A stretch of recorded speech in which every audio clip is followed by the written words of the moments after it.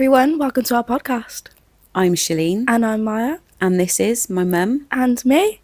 So everyone, we are finally doing that. This has been in the works for a number of years now, and today we just decided to hit record.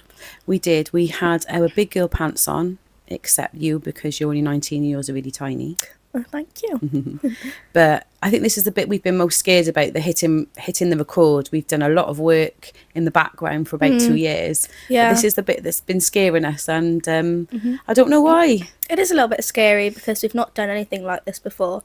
I feel like you're putting yourself out there as well, and, you know, people can judge and say things, but, you know, why we're here is so important, and it's very important to us that we share our knowledge and we share our experience and our story in hopes that we can just help one person out there, you know? Yeah. This podcast is about a mother and a daughter just navigating grief.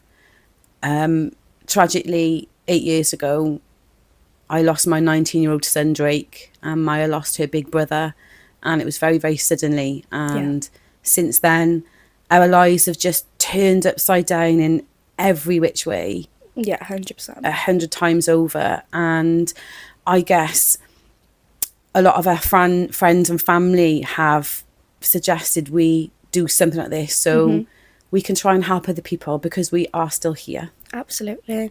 I think for us as well, we didn't really know what to do to help people, but, you know, we came up with the idea of a podcast, and then, you know, people can listen, they can take what resonates, leave what doesn't, and I think that's really important because, you know, the past 8 years have been really tough, and I think for me, I've been kind of just looking for something, looking for someone out there to just give me a bit of knowledge and help me along the way. But unless people have been through it firsthand, they kind of don't relate to it on a level. And I haven't come across many people that have lost a sibling or lost a child, you know.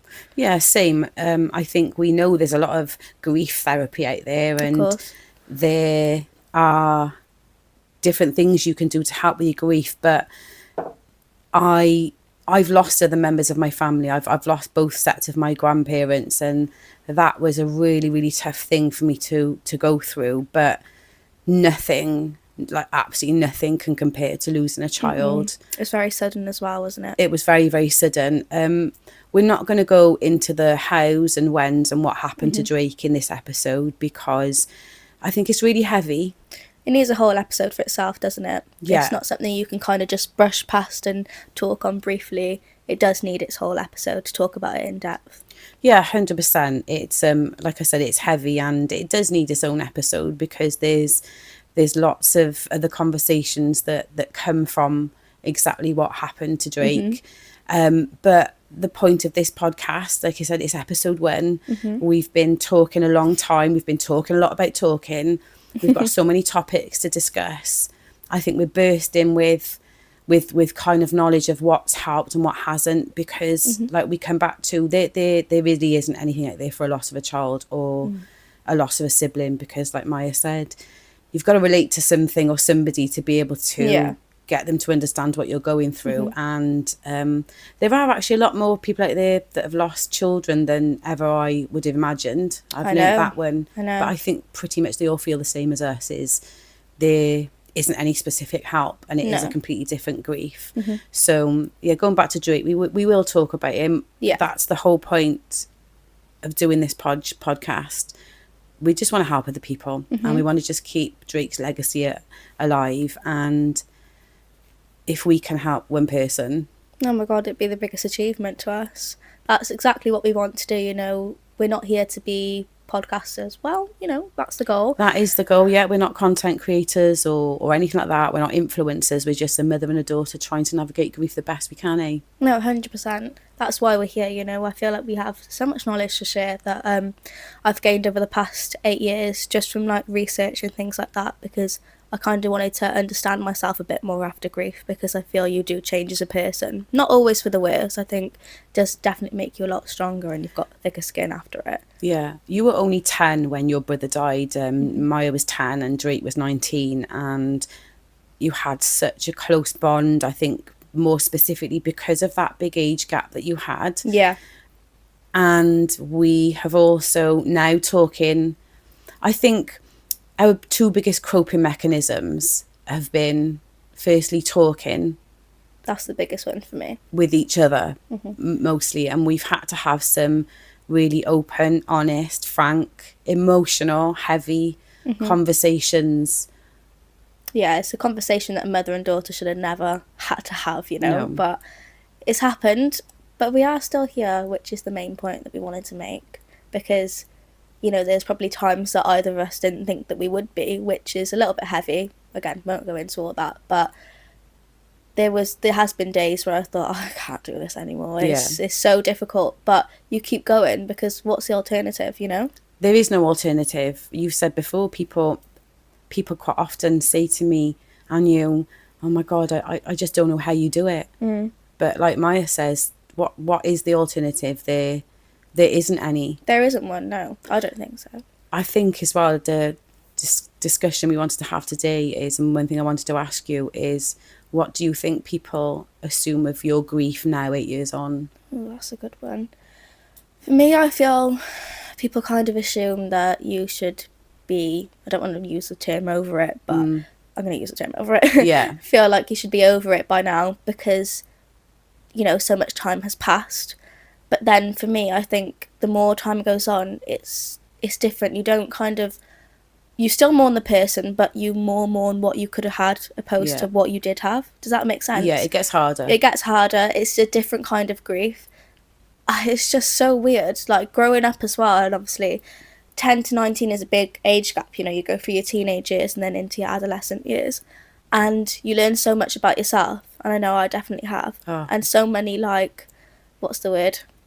What's the phrase I'm looking for? So many, like, achievements? So many, like... It's all the little mini wins. The mini wins that you get. Wins. There were little wins in my life where I thought, like, oh, that would be lovely if he would have been here for. And that's when I get really upset about it because, again, we did have such a close bond. But it would have been completely different now because of our ages. But I don't doubt that it would have been... the best. It would have been the best. Drake absolutely idolised his little sister. And I know that's easy for us to say. Yeah. We said it while he was here. Yeah. We'll say it now he's gone and he's not here anymore. Again, that age gap, it was just shy of 9 years. It was about just over 8.5 years. So Drake was 8.5 when Maya came along, and I was always worried about, you know, how he would deal with it, because obviously he'd had me for such a long time by himself, but he absolutely idolised you. And I think you said to me quite recently, what did you say to me quite recently about what he was to you? I think I said in the car once, I was like, oh, I don't hope you take any offence to it, Mum, but, you know, Drake was my favourite person. Yeah, he was. It's just like a cool big brother, isn't it? You know, he was a very cool big brother. Oh, yeah. I remember being in primary school and he'd come and pick me up and he'd be blasting his tunes and everyone would be... Well, I thought everyone was looking at me thinking, like, she's cool. She's got a cool older brother. But, yeah, it was just, like, it was the best thing, like, getting into his car and then... Remember he used to take me for, like, a Casper's or just something that you knew would make me happy, like the little things. Yeah. Because, you know, when he got a girlfriend as well, I felt like... I don't want to say the word jealous, but a bit envious of his time, you know, because I didn't see him as much. And he still made the effort to be like, come on, like, I'll go and take you for a Nando's, I'll take you for a Casper's. He kind of felt that, and, you know, he wanted to make me happy, and that makes me happy. Yeah, he idolised you. He used to wind you up a little at times. Oh my God, yeah. But no one else could do it. Yeah, you know, it's one of those things, it's just a brother and sister relationship though, isn't it? It's just such a beautiful thing, and I've not had, like, sisters or anything, so I can't relate to that, but... If you are out there and you're in the same situation as me and you've had an older brother, or, you know, I think you'll understand what I'm trying to say is it's just like the coolest thing. Yeah. But I'm going to flip it back on you now. What do you think people assume of your grief 8 years on? I pretty much feel the same as you do, really. I feel that people think it's a normal grief, you know, when it's not comparable to any other grief. Like I said, we've lost our future. Everything that I had in my head that Drake was going to do. You know, he got to 19, so we got through all those milestones into a young man. He was literally a couple of months off 20 when he died. I think people think that yes, I should be over it, or I am over it. I I guess when I go out maybe to the shop, or I spend most of my time indoors, that's one downside. I'm very much anchored to the home.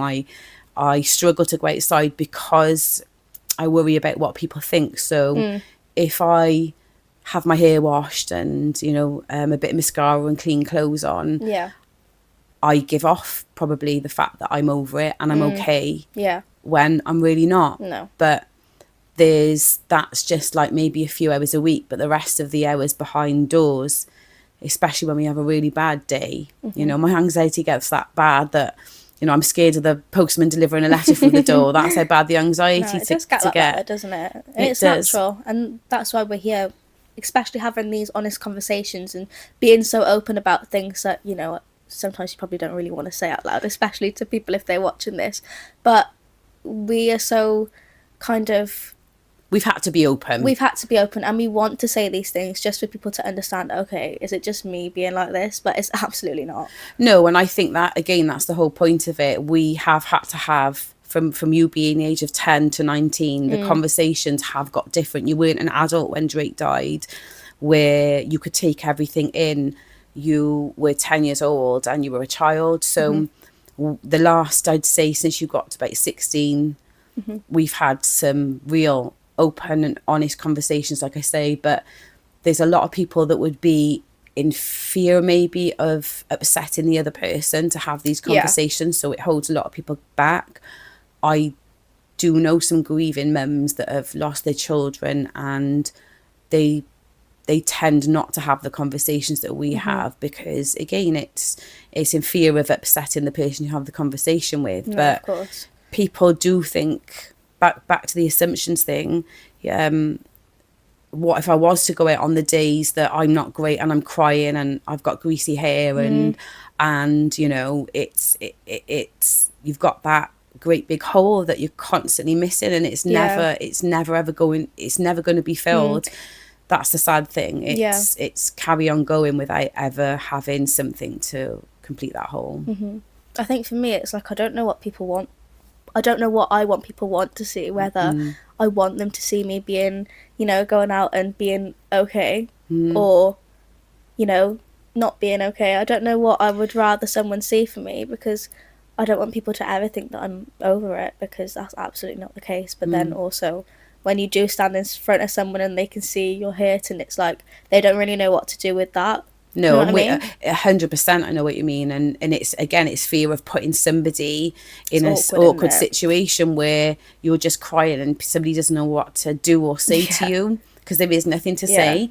So we're very good at giving off a vibe that we're okay. We're very much people pleasers, and we're long before Drake died, and we still are now. I remember having the conversation with my therapist a couple of weeks ago, and she said, like, she can tell that I've just masked myself for so long that it's all like it's become an automatic response now for me. 100%. So Same. when, you know, someone asks me if I'm okay, I can look so okay, because that's just the way my brain's been wired now, to think that I've got a mask all the time because I never want anyone to see me. It's our new normal. Yeah, it is our new normal, but, you know, we're trying to break through that a little bit, and we're trying to say that it's okay not to be okay. Yeah. And it's okay to feel a victim of life, which I have done for many years. Again, this podcast, we don't profess to have our shit together. We absolutely don't. No. We're not saying we have. But Maya decided, and I've kind of joined along for the ride, that she doesn't want to be a victim of life anymore. We don't want to be victims of life. We call ourselves survivors now. Yeah. That's what we call ourselves, because Maya's taught me, listen, I thought after Drake, we're going to go talk a little bit about therapy. I thought after Drake had died that therapy was a process that I should go through. I did never think, and I still don't think, that anyone can ever fix me over losing Drake. It's not something I would probably want to be fixed over. It's not a fixable situation, is it? It isn't. It's not like anything else. But with therapy, you were a bit more open to it. I'm the kind of girl, and I've always been the same, I need to know the ins and outs of a cat's arse, of how it works before anything can help me. And the penny kind of wasn't dropping with me with therapy. I just was going through a process. I was on autopilot and just Yeah. doing what everyone told me that I should do to try and help. But when you're in that mindset, it won't help anyway. Yeah. But my turning point was a book that another grieving parent had told me about, which I listened to. It was actually on Drake's memorial in November the 5th. And I listened to it 4 years ago on his memorial, and it was called Your Soul's Plan by Robert Swartz, I think it was. But the book's science-backed. So that's what I need to hear to know something works. Yeah. And I tried everything, but until you kind of believe in it, and you've taught me that that if you're open-minded, and I don't think therapy works alone. No, you have to put the work in yourself as well. 100%, which is what you do. I mean, you try anything. I will. I think I'm so open to things now, and especially when things are science-backed. Do you know what I mean? Yeah. Because it's understanding, and I do always preach that knowledge is power. Yeah. Once you have the knowledge about something, you're already one step ahead. Yeah. But yeah, I think I've been in therapy now for about a year, is it? Coming up a year. And we've gone private.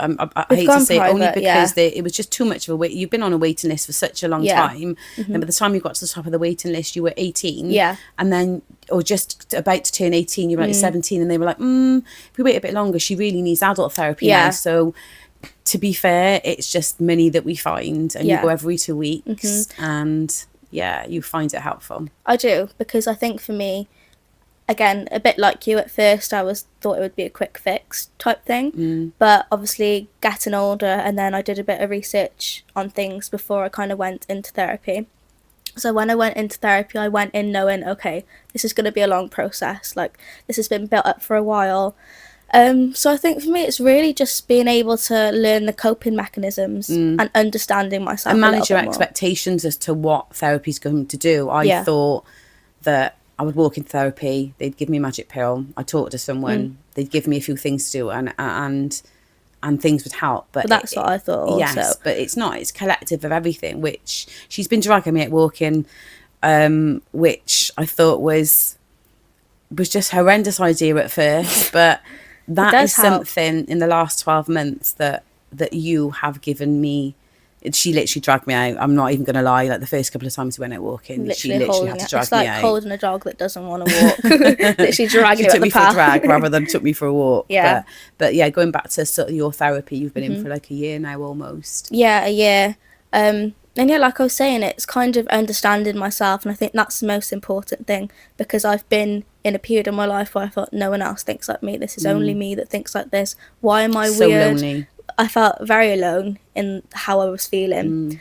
And then went to therapy, and my therapist opened my eyes to see, actually, no, like a lot of people go through this and things that you're feeling, which, put my mind at ease a little bit. Enables you to take a bit more in then. Yeah, exactly. And again, she's given me coping mechanisms that I've got from here, and I've obviously shared them with you, and then I'll share them with you guys. But Can't gatekeep them. Can't gatekeep them. But I think walking is a big thing for me as well. It's different for everyone, There's certain things that help for some, certain things that help for others, But walking has been a big thing to me. Just getting outside. And I know it sounds so silly until you do it. It sounds so, so it does. It does. It sounds like I'm giving you the most rubbish advice ever. It is. It feels pointless when you first started telling me about it. But I thought the same thing when my therapist was telling me this. I'm like, walking, mate, I'll just sit in my room and bed rot instead. Yeah. But isn't it difficult though? It's really difficult on the days that are really hard to motivate yourself to do any kind of self-help. It's really a struggle. But again, you taught me that give it a go. Give everything a bash. Exactly. Give it all a bash. I think as well there's kind of exercises which you can do from the comfort of your own bed. As in, like we say, the comfort of your own bed. Yeah. We like bed. Exercising is not as in like actually doing intense exercise. I mean like a process. Yeah. So you taught me about this one is breathing. Breathing. Again, sounds so stupid. It sounds, When you first told me about it, I was like, I breathe all the time, don't I? Yeah. What are you on about? Pretty sure I'm still here. Still breathing. Yeah. But actually you teaching me it, and it's like the in for 4 out for 6, and it literally calms your whole nervous system, which is, that's been an eye-opener for me. I'll let you talk a bit more about that because you're more knowledgeable on that. Again, it's just something so simple, and I just seen it as when I first, up until about 4 years ago, and listen, I've got to be open and honest because that's why we're here. I suffer with anxiety and depression in periods of my life long before Drake died. And like I said, I was 40 when Drake died, and the breathing thing, I was always told it, read in books, seen it on social media, seen it on Google. Yeah. And it wasn't until I knew the science behind it. We are a bit nerdy with things like that, aren't we? I'm very much a nerd. I'd like to say cool with a nerdy edge. Do you think cool with a nerdy edge? You've thought about that a lot, haven't you? Yeah, I'd like to say I'm cool with a nerdy edge. But again, it wasn't until I knew the science of it, and it's also to do with your vagus nerve. I'm not a scientist again, and we're just telling you, obviously, what's helped us. Yeah. My anxiety grips me. It can come out of nowhere. I can think I'm fine. And the breathing in the last 12 months, and that's a specific reason why I'll talk about in the last 12 months, that I've needed just to believe for a second it was going to work. Hand on the chest, hand on your belly at the same time, and you breathe in for 4 and out for 6, and it's the exhale. And you tell yourself that I'm okay and Maya's okay. And again, it sounds like the simplest, shittest bit of advice in the same sentence. Yeah, it does. But my specific reason was Drake died when he was 19, and Maya turned 19 in January this year. Yeah, that's a big topic, isn't it? It is. It's been massive for me. It's been massive for you, and we didn't expect it. I don't think it was another unexpected part of the journey that we weren't expecting. But again, Drake never came home one day whilst he was 19. And that worries you, doesn't it, about me? I literally feel, and again, it's a conversation that I've had to have with you because you see when I'm not okay. I can't hide it from Maya. No, she can't. I can't. I've tried. Because it's so hard. I don't want to project my grief and my issues onto Maya when you're trying, and it works vice versa. We're both very much the same. But I feel since Maya turned 19, it started when you were 18, but the 19 birthday in January this year, I feel like every time Maya goes out the door, even if it's to the shop, to the gym, don't even start me on nights out with the way the world is Not today. that I really go out, to be honest. To be fair, I'm really lucky. I don't know what's better, whether you went out all the time, maybe I get a bit used to it, but when she goes out, I'm like I'm literally holding my breath, and that is where I stuck with the breathing. And I feel I've got to a stage where I feel that not every time, again, we don't profess to have a shit together, and it doesn't work all the time. You have got a lot better with it, I have to say. You'd literally be messaging me every minute of every hour. You okay, boo? You okay, boo? Yeah. And I'm like, yeah, it same wasn't place. even every hour, it was like every 15 minutes, because again, it's that I know how much can happen in 15 minutes, and Maya might text me, and I have to say she's really good at keeping in touch because of our situation. That's what I mean. I'm very aware. Obviously, I'm not a mum, so I don't know completely, but because of the situation, I'm very aware of how it might make you feel. So I do my best. She's really good, she's really good. But I want her to be able to enjoy herself. And sometimes, when you first turned 18, I was even picking her up. She would go out. I'd be out from like 10 till 1. Because 1 o'clock was the cut-off time. Yeah. And I had to go and pick her up. And those... We've had some funny stories from like the January I turned 18 until like the June. And I was like... I'd never been out before, obviously. So I you didn't try, did you, when you were underage? It's not something that you ever tried to do, right? No, try and get in anywhere. So I kind of thought the whole concept was... just go out and get absolutely smashed. I quickly realised that actually I don't think that's what I'm supposed to do. But yeah, I have definitely got better with that. Yeah, we can talk. we can talk about those. But again, there's been it's just some funny moments, hasn't there? There has been some funny moments. Not for me on the other side when I'm sat waiting. And the funny thing is, I can stay up all night depending on how my day has gone. I can stay up all night watching YouTube. But if I dropped her at 10 and I'm picking up at 1, that felt like a week. long, but I have got better. Yeah. And the breathing I stuck with. I do it when I'm not feeling anxious. I do it when I'm in the, it sounds really ridiculous. I do it when I'm in the bath because I think I'm in the bath anyway. Let's just do it for a minute or two. And the thing is, again, learning from therapy, I am stuck on I'm high alert. My nervous system is on high alert, and you're constantly in that fight or flight mode all the time. Yeah. And you can't get out of that until you actually put the work in to do it. Otherwise, your nervous system is literally just, it's like my therapist said that I'm in threat mode all the time. So basically, 100%. I think a lion's chasing me when in reality, I'm scared for a new client to come. I'm a lash technician, so that's why I refer to that. But yeah, in my head, I think a lion's chasing me and is about to kill me. The flight and the fight is on. Yeah, like all to the time. 100. It's all the time. That for me is the worst navigation between the grief. The grief is bad enough, and like as you touched on earlier, and we've got so many topics that we want to talk about. Oh yeah, I could literally, I mean, this podcast could easily be like a 6-hour long podcast. It really could. I don't want to do that. No, not to you guys. But I was saying as well, like the other day we had a conversation that, so our grief it's the same narrative, it's the same story, but we've experienced things very, very differently. Completely differently. So I think it's the context. When Drake died, you were 10. Yeah. And I was 40. How could we possibly sit there and have the same, feelings about it all the time? It's never going to happen, is it? We keep saying it's this, but this is something that was new to us. We've kind of realised it in the last 12 months, and all the conversations, and the older you get, the more conversations, the more questions you've had about everything that went on. Yeah, I'm quite an inquisitive person. You are very inquisitive, and you're not afraid of any answers either. No. Whereas that's quite different. Maya was, after Drake died, Maya was that 10-year-old that was just the shyest. She apologised to everyone and everything she moved past. She would say thank you in the supermarket to the self-checkouts. That's how insecure the passing of Drake made you. Yeah. And even though I was physically here, you lost me for about 3 years, from probably the worst age, right, from 10 to 13. And I kind of was only back in the room when you got to about 13. Yeah. And I'd gone from being this full-on mum, which we'd done everything together. I was a mum.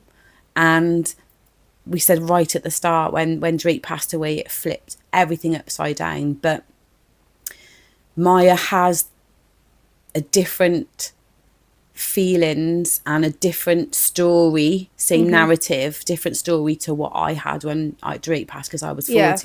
And it's only now, the older you're getting, we're having these conversations. Did we even realise? Penny drop moment, wasn't it? Yeah, penny drop moment. We have them all the time. I know. I know. Me and Maya have a daily debrief. Oh yeah, this is like our debrief for today. Well, yeah, we probably won't have one later, but we sit together at least 5 nights a week for about an hour. Yeah. It's not something we plan to do. It's just something that happened naturally, which is why we're here. We just talk a lot, don't we? I think me more than you. Slightly, but I don't know, I'm catching up a bit. Like we was going back to saying, I used to be the most shy, most insecure little girl, and wow. What's it now? Social anxiety fears me. Yeah. No, I've done a lot of work to get myself to that place, It's been hard work for you. I think when I was about 15, 16, I started coming into myself a little bit, and I couldn't tell you what that was from, to be fair, because that was so long ago. You just started deciding you didn't want to take any shit anymore. No, I really did. You were walked all over. You've done everything for anyone, even when you didn't want to. Such a people pleaser. And now I'm a people pleaser for the ones who would do it for me, you know? Only for those who I love and care for. Same, obviously I'm nice to everyone. I'll never be rude, but I will put my foot down when needed. Yeah. Which you never did. And that's I would say you've been like that the last 2 years.